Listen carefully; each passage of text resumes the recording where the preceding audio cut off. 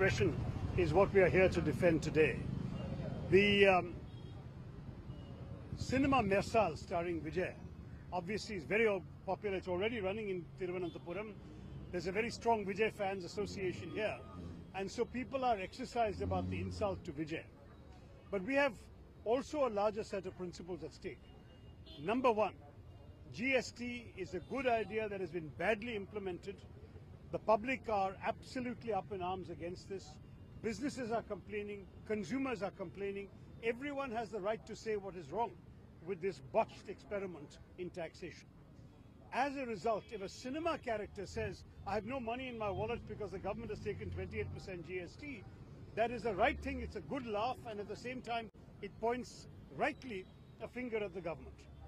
For the BJP to come to a cinema that has already gone through the censor board and is being screened for the public and say this scene must be deleted, and then to bully and intimidate the producer, so the producer says he's willing to cut the scene, is an unacceptable interference in freedom of expression. We have therefore protested this very strongly. Secondly, we are protesting the disgraceful way in which the BJP has tried to take this in a different direction by pointing attention to Vijay's religion, by referring to him as Joseph Vijay. How a defender of Vijay, the actor Vishal, has had a tax raid conducted against him. These are not things that are acceptable in a democracy. From our point of view, it is our democratic right to make films that include social commentary and reasonable political commentary, and that if they've gone through the censor process, nobody has a right to object in this way. And we are standing up for the right of Vijay, the producers of Mersal, and the public to see these views expressed in the cinema theatres as they wish. The issue of national anthem, the Supreme Court has will with earlier on. There have been observations made saying that you don't have to wear your patriotism on your sleeves, and not standing up in movie theatres doesn't mean you're anti-national. Well, the fact is that, as you know, when that original decision came out, I did say at the time that I think movie theatre is not a place to show your patriotism, and that it's merely a place for entertainment. When even the courts don't insist on national anthems being played in the court, why in the movie theatre? But once it was the law of the land, we all followed it. I also stood up for the national anthem. But the point is that some things need to be reconsidered, and I'm very glad the court has agreed to reconsider it. It was a surprising decision in the first place, because ultimately we have very, very many ways of being patriotic. But the national anthem has its place in very many important functions, including all governmental functions.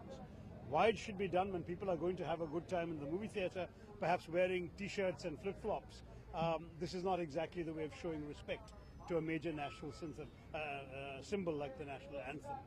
So if the court is willing to rethink it, I think it would not be a bad idea. And many of us would say that let us be patriotic in our actions, and not through shoshabazi, not through the show of patriotism by standing whether we mean it or not. Patriotism should be felt in the heart and should be reflected in our conduct, whether we pay taxes, whether we are law-abiding citizens, whether we are supportive of our nation when it matters. Those are ways of showing patriotism, being good citizens, not, I think, through symbolic gestures that can often be very empty ones. The central government has appointed an interlocutor for Jammu and Kashmir. How do you react to that? Personally, I welcome the idea of an interlocutor because I believe that a solution requires dialogue. Personally, I would probably have preferred a political interlocutor because the ultimate solution in Kashmir can only be political. So certainly having an IB chief as part of the team would have been a good idea, but to put him in charge of it reveals this government's complete faith only in the bureaucracy. We are seeing that this is a government that relies on its officials and does not apparently trust its own political figures, which I think is a pity. But I don't want to criticize the individual, I don't know him. Let us start talking and let us move towards a durable political solution in Kashmir. Do you think this is a U-turn from the NDA's old line that muscular policy and they're coming back to dialogue to your old UPA? You know, the fact is that if something isn't working, you need to try something else. We had the approach that we need interlocutors, we need to talk to the Kashmiri people. That's one stage of the process.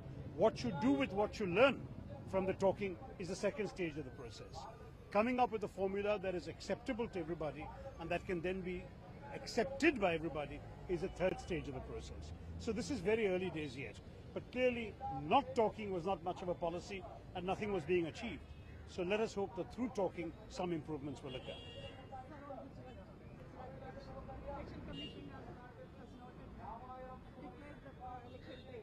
And every day the parties started campaigning and it was spreading also. You know, the fact is that everyone knows the Gujarat election has to happen before the 15th of December. That is a constitutional requirement.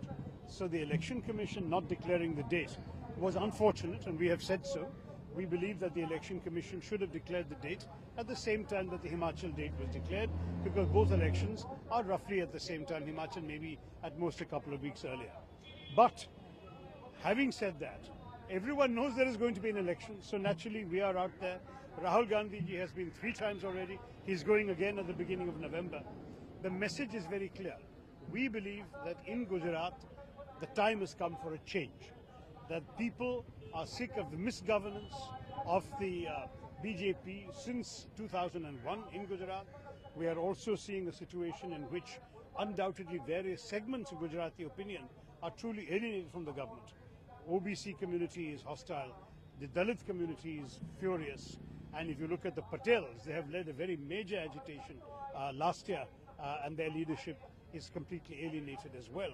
I think you're looking at a profound movement of disaffection against the government, and that is why it seems to me that the elections announcement were delayed, so that before the code of conduct kicks in, we'll have more and more freebies being offered. The Jumlong Ka Barish that Rahul Gandhi said would happen. Indeed, some of that has already happened with Mr. Modi's recent visit there. And I am just saying that as far as we are concerned, they can try what they want. The people will speak. And I think the mood of the people is becoming very, very clear with each passing day. Yogi Adityanath said that they will be getting more than 150 seats for BJP in Gujarat. Do you have any such prediction? I don't really believe in coming up with numbers off the top of my head, because honestly, the voters will decide. And very, very rarely, if you go back on your last couple of years of predictions like this, very rarely has any prediction turned out to be right. Let us just say we believe the people's voice is being heard, and that voice will definitely be heard against the BJP government in Gujarat.